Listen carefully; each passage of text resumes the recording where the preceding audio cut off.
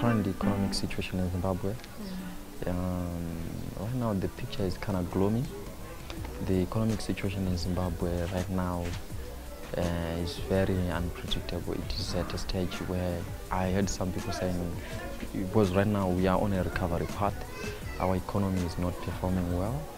As you can see, the number of unemployment is very, very, very high, and also the policy inconsistency, and these affect economic policies have actually let this country down.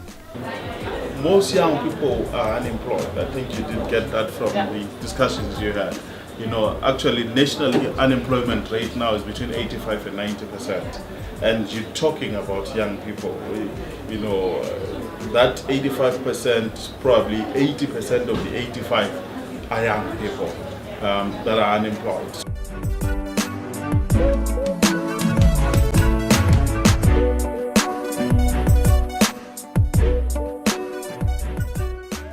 Let me start by going back, you know, when this country attained the so-called independence from Britain, you know, our economy was better because by that time the international community or international investors were still there, you know.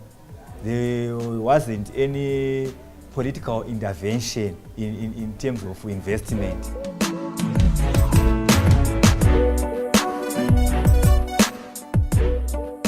As it is right now here in Zimbabwe, you know, we might have resources, you know, natural resources, but we do not have the machines to manufacture what we have extracted from the ground. Policies being implemented in a wrong way. For example, we had that land reform program, you know, they just went on taking farms where was what? Production, you know, putting people who do not have any know-how in farming. I would want to be a nurse. I had a dream to become a nurse, but it was shattered in 2000, where there were no vacancies. The economy was in crisis, so I couldn't go to further my education. I really wanted to, I would have wanted to further my education, but the situation was very difficult. We had no money. The state institutions were not recruiting more nurses, so I had to stay at home. There was nothing I could do. Yeah, I think in this focus area, we actually realized that the economic deprivation was one of the key drivers of political conflicts in Zimbabwe among its young people. Economic deprivation was also one of the key drivers for negative behavioral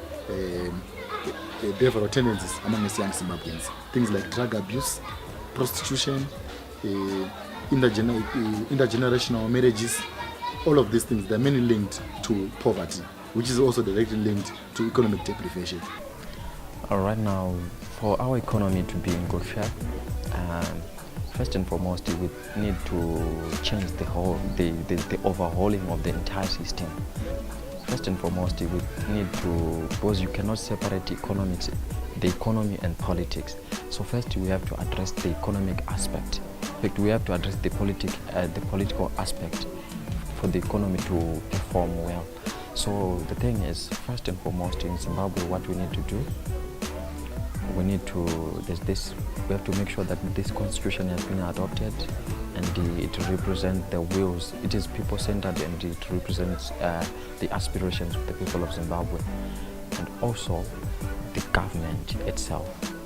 You know, the current government that is there also needs to be changed, because it is the one which has caused us to live in this abject poverty.